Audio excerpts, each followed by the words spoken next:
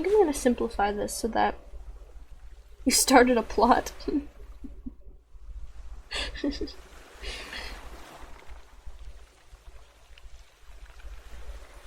Oh yes, a protege. Autocorrect got arrow. Rip.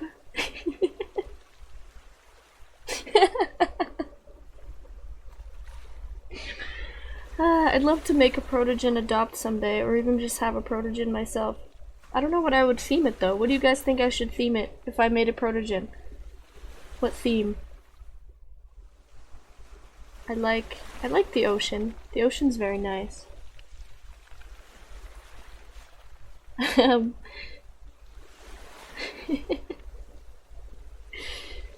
think I might just keep this like that. Looks like a... That works, right? Yeah, that's a good book page. Maybe make it shorter over here. Maybe I'd make them like sea creature themed, or I do like shark protogens.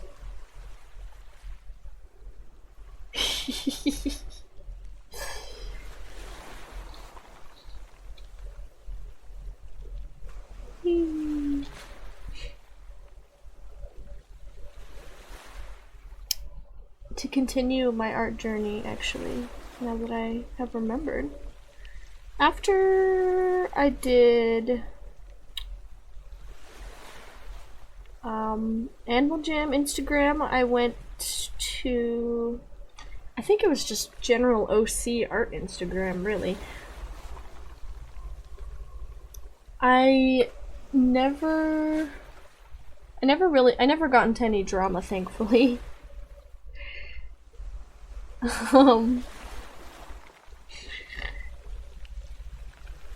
I just drew for a lot of people.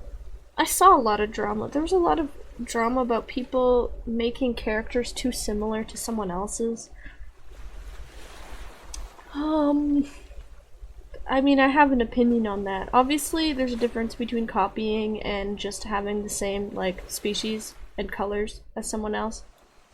A lot of the time, it seemed childish. I think that, I don't see it a lot anymore, but I think a lot of the time it was people were insecure and they didn't want people to make a character that looked a little bit similar to theirs because it was their comfort character. You know how people, I mean, it's, you know, people come from all different backgrounds. They could have just been really protective of their characters, really. But I don't think that making another green cat is the same as copying someone else. But thankfully I don't see that a lot anymore, which is very nice. I think I'm gonna do a little fluffy cheek here.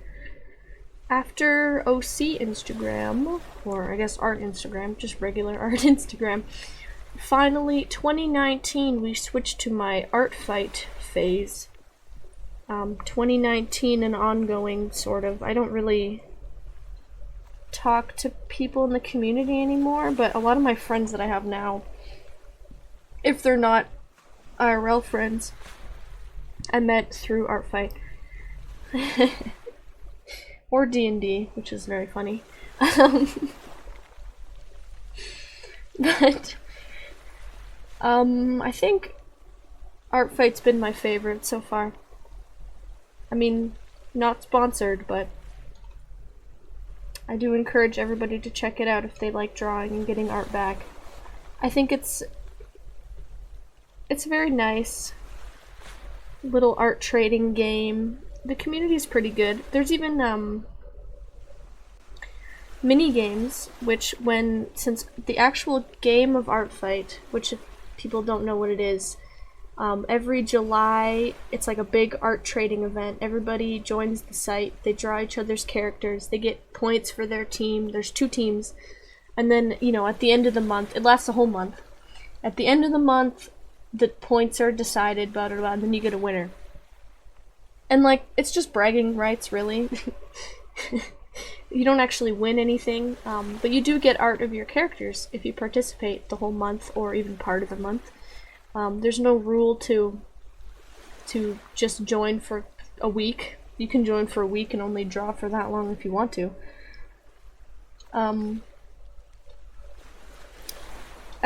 when the game is not happening, so just any month that's not July, there's these mini games that happen on the Discord server, which you can get art of your characters while Art Fight is off season.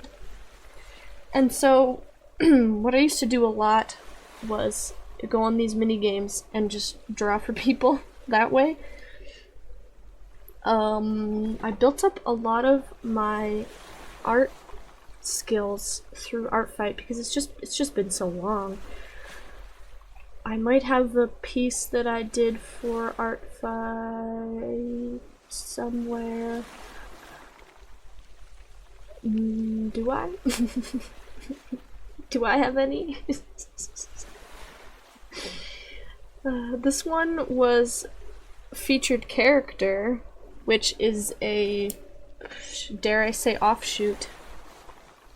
Oh wow, okay, thank you. I'll see more characters in just a second. This is from, there's a mini game. It's kind of like it's an offshoot of Art Fight called Featured Character, and when your character is featured, they get drawn by everyone in the server. So, but to get featured, you have to draw the current character. So that was my art there.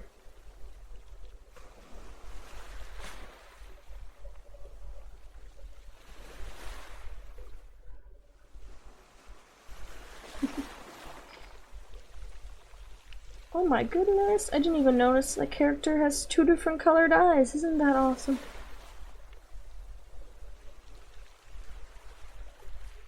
Alright, let's look this up.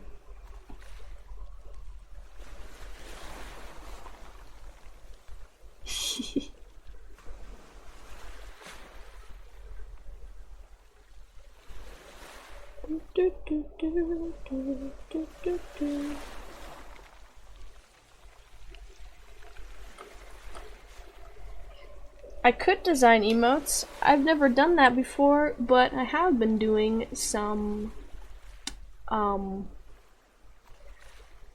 chibis lately. Oh my gosh, I love that ferret. Look at those colors. So yeah, I wouldn't mind doing emotes. I don't know, I would have to price the package of them. Depends on how many you would want, I think. I love this Baja Blast ferret. It's a cool design on the leg and the back. Oh my gosh, I love airplane dragons.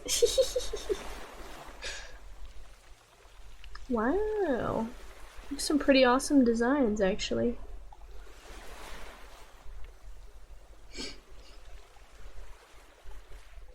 So cool. Thank you for sharing. Oh, there's the protogen. What? Oh yeah, that's cool. Did you design these? Some of them. That's really awesome. Yeah, I love airplane dragons. One of my friends their persona is airplane dragon. Actually, they're one of my IRL friends. I don't know if they have a suit yet though, but they have a badge.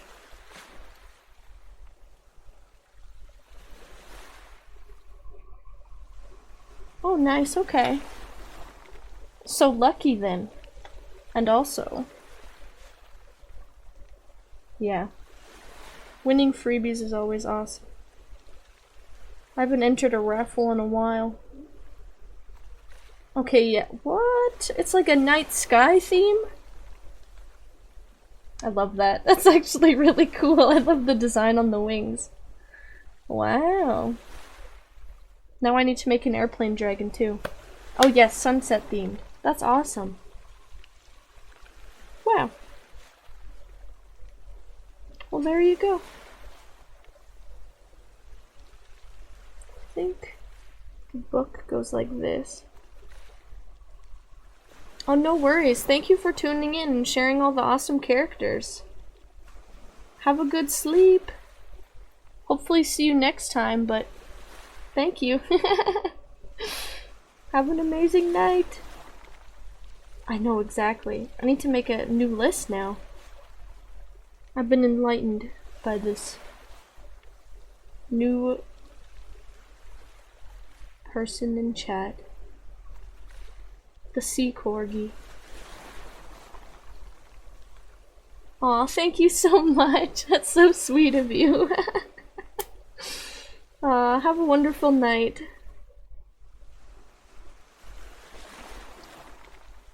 So wholesome.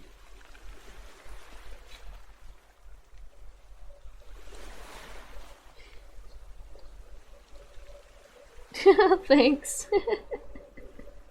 I appreciate it. See you next time then. And thank you for all the support. Aw. Sea Corgi Cove. Wholesome. I love that name actually. Good night. Thank you. Have a wonderful night.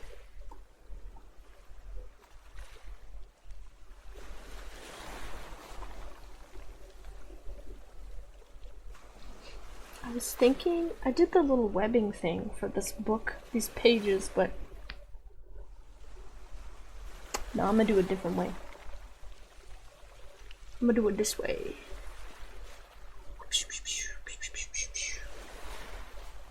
Alright.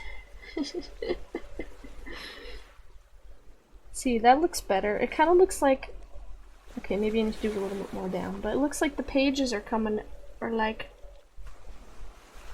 being folded.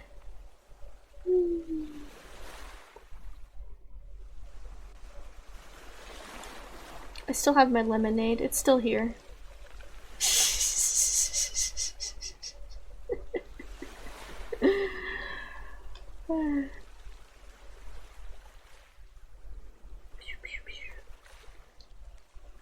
There, how's that? Oh yeah.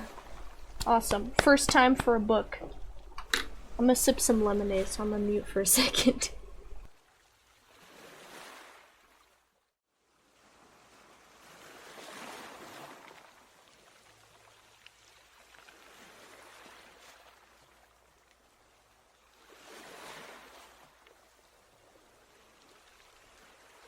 Lemonade. What kind of chips do you have? Have salt vinegar chips? I love salt and vinegar chips.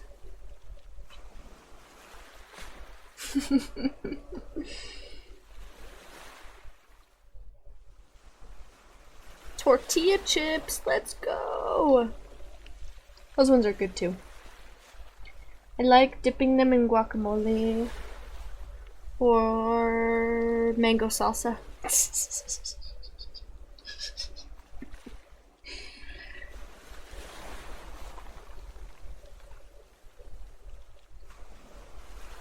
Oh, there you go. So you have both. Salt and vinegar and tortilla chips. So you're having a chip party without me. What? Just kidding. Oh my gosh, you even have the mango salsa. That's crazy.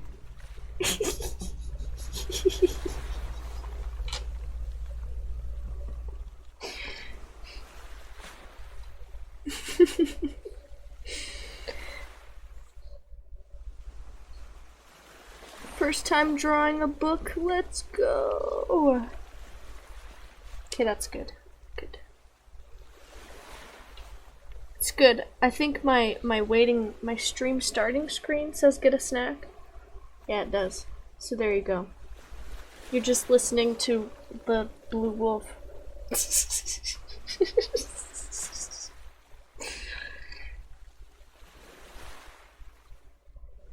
His name is Mahalo, which means thank you in Hawaiian.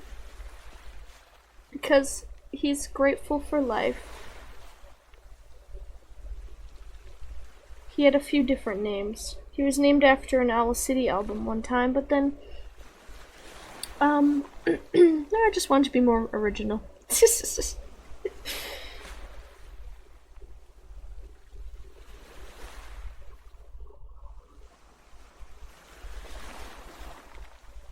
Nah, exactly. He was named after Coco Moon, which, not sponsored, but Coco Moon the album by Owl City is one of the most amazing pieces of art he's ever come up with. Like, genuinely, I don't know why I'm about to cry right now, but genuinely, it's such a good album. He put his whole heart into that one. It's on Spotify for free, if you have Spotify. Oh my gosh, there you go. No, don't worry, MK. Little MK bro. I don't know why I call everybody little.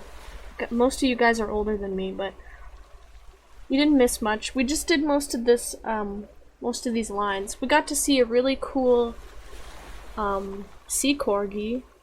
It was like a sea otter corgi hybrid. And then we got to see, well, I didn't show it on stream, I guess. But it was pretty cool. And there was a plane dragon and a protogen. They're pretty awesome. Oh, and a ferret. Yeah, and a ferret. Yeah, see? Everybody agrees. Coco Moon is a good album. Not sponsored by Owl City. But go listen to it. Because I would happily do free shoutouts for him.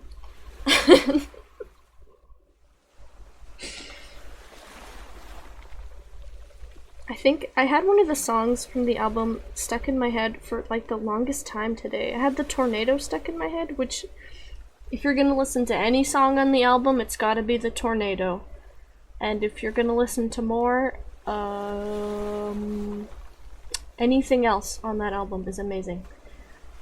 I think maybe Kelly Time would be my other top one. You're listening to the... Of course. You're listening to the Tornado. It's 'cause it's so good. It's so good, and I love that... I call him Mr. City. I love how Mr. City... The Tornado is about overcoming... almost like overcoming anxiety, overcoming grievances, overcoming stuff that happens in life. You know, the part where he's talking about he's going through his life and then suddenly the tornado hits. And when the tornado hits, the music picks up and it gets drastic, it gets scary. He does a freaking scream with a voice crack, which I've never heard him do in his entire life. Never heard him yell on a song. But it's so powerful. The messages that he puts in his songs, overcoming hardship despite everything. I'm gonna cry again. I love this guy. It's like watching a movie, but you're listening with your ears, and it's a full story about, you know, the tornado hits, your life goes to crap, but you still manage to pull through. Yeah, exactly. Core memories, listening to that song and walking to work at 4 a.m. on a clear morning. Yeah, it's... Honestly, he did a really smart thing of taking, I think he took a year or two off in between Cinematic and Coco Moon, I think it was. He took a break to do just backing tracks, just movie scores. So it was just instrumental. And the time he took to just learn instrumental, the backings of his songs, it boosted his music to like a bazillion times. Like, I can't even It's the smartest choice ever. Cinematic was really good. If you listen to My Favorite is Montana on Cinematic, you can hear that he really builds it up in the background. It really goes, it's like watching a movie. That's how I can explain his music. Just all of his music. It's like watching a movie. He builds it up in the background. He has his vocals, which are amazing. And he's telling a story. He improved so much on his backing that the backing alone on Coco Moon is a song. Like, if you took all of his vocals out, which I think there's the Tornado instrumental version and Dinosaur Park instrumental version, both by themselves, he released with Coco Moon Deluxe, are just amazing songs on their own. They don't even need lyrics to them. It's like his songs are a painting, and he spent a lot of time learning how to make the background, and then he built up the background really, really beautifully, and then he's been singing since 2007, I think, so even earlier than that. So he's been building up his vocals. He's got the foreground of the painting, puts them together. Holy moly. I don't know, I can't even begin to explain how much I love his music. I really appreciate someone who makes exactly Owl City Lore Dump. I really appreciate someone who can just make... He has fun making his music, and he puts a lot of passion into it, and when you put a lot of passion into what you do, people know. And I think, why is my my Control Z is not working? But I don't know, just go listen to it. I mean, just the Tornado, you'll be like, okay, I understand. This is like a cinematic performance. I remember watching him live because he had it was the To the Moon tour, that's what it was called. He went around America, and it was in the fall, and he had a show on my birthday, which was September 12th, and I watched that live. Well, it wasn't live, it was a recording of the live performance, and I remember seeing him. He closes his eyes and gets really into singing it, and then he's up on the table, he's dancing around, he's having so much fun doing it. It's really nice to see that he just cares so much. I don't know. People, you have to care about your art if you want other people to care about your art. Yeah, you should put it on his playlist. This character I'm drawing is gonna get Owl City music on his playlist. He has other than Coco Moon and other than Cinematic, those are his two newest ones. And even other than Ocean Eyes, even though Ocean Eyes is so good. I would recommend even earlier.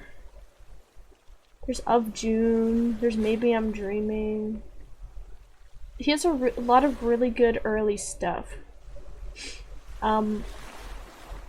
It's funny, I call it Baby City because when you go listen to his old songs, you can hear the difference in his voice. His voice is definitely matured from Of June, one of his first albums, to Coco Moon. You can tell that he's grown and his voice is more mature, so when you listen to the old stuff, it sounds like Baby City, so I always call it Baby City. But even his old music is really amazing. I think he puts a lot of creativity into the lyrics. And even though his old music isn't as positive as his new music, which I think is fine because he went through a lot of growth as a person. I mean, you have to go through a lot of growth to come up with something like the Tornado. I don't know, I didn't look much into the actual meaning of the Tornado, but I'm pretty sure it's based off of his life. So, he's been through it. But it's still an art piece. It's still amazing. Even though it's not positive, it doesn't... what what's a really sad song? Like freaking Vanilla Twilight from Ocean Eyes is really sad, but it's so beautiful. It's so beautiful.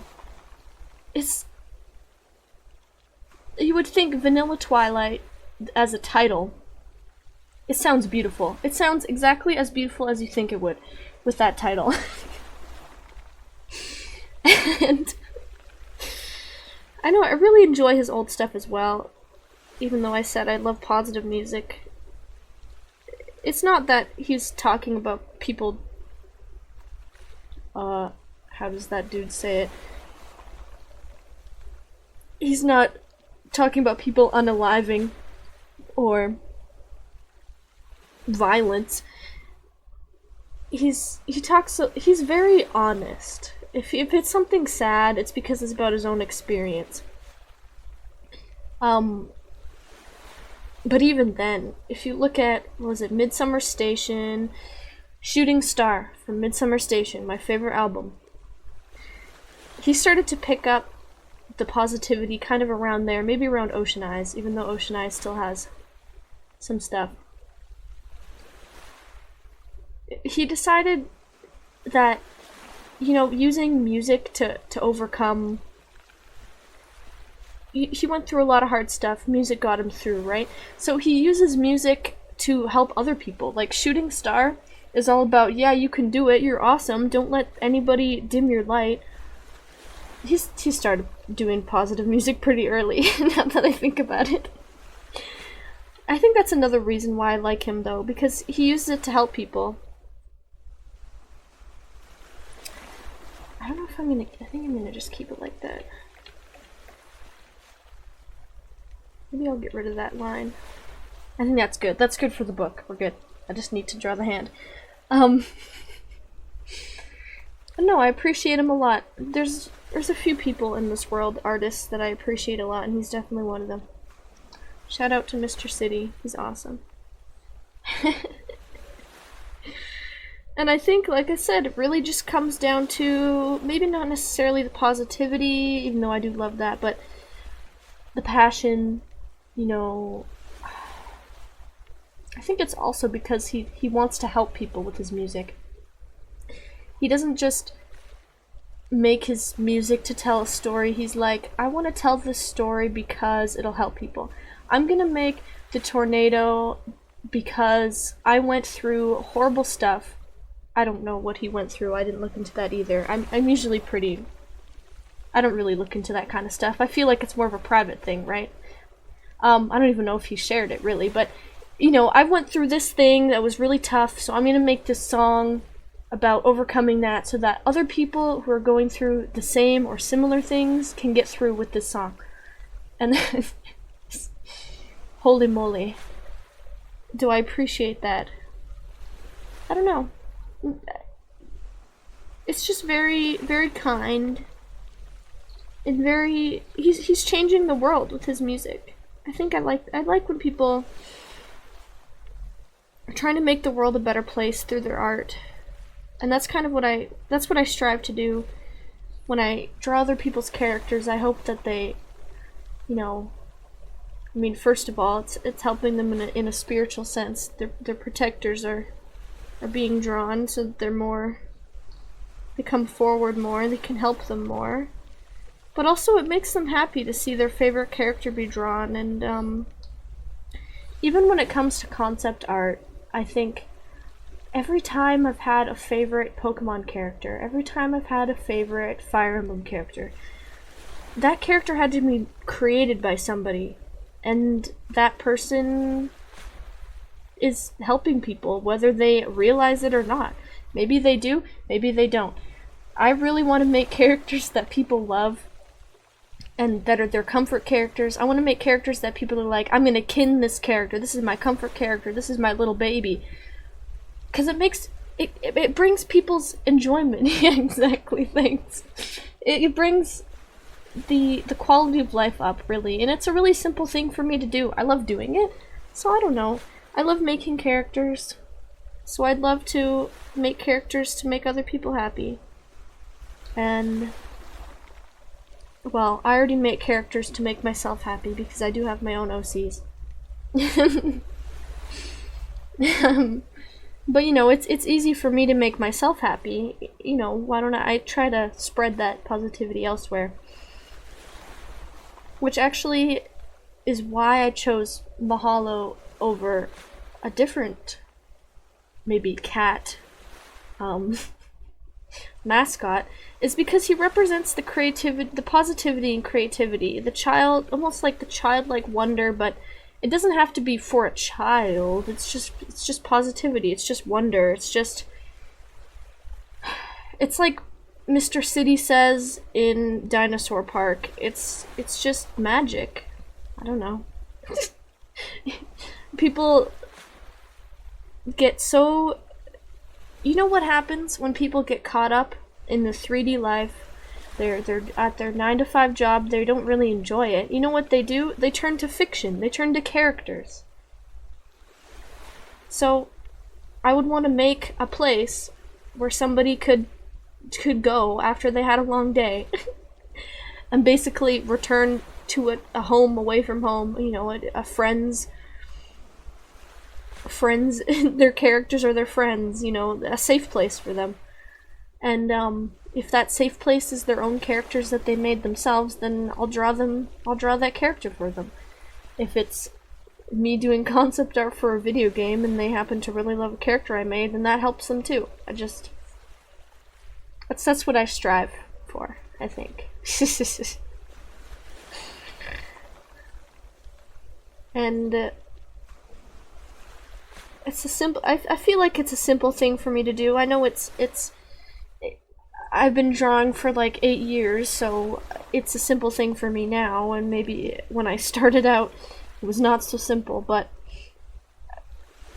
I think it's a simple thing that I can do to make the world better. And honestly, when I was going through poop, the one thing that saved me, well, not the one thing, there was a few other things, but the main thing that saved my sanity even, what was Pokemon X and Y, you know, like, turning to Pokemon. That's why I have so many Pokemon characters, and they're so old. I've had them since forever. Forever. It's because my life wasn't so great at the time, I just went somewhere else. I went elsewhere. Oh my gosh, it's like that show I watched, but that's a tangent. I found peace somewhere else with my characters, and if I want other people to feel that way too. If they're going through crap, life is gonna have crap in it, and if fictional characters can make it better, then frick, I'm gonna do that. Like,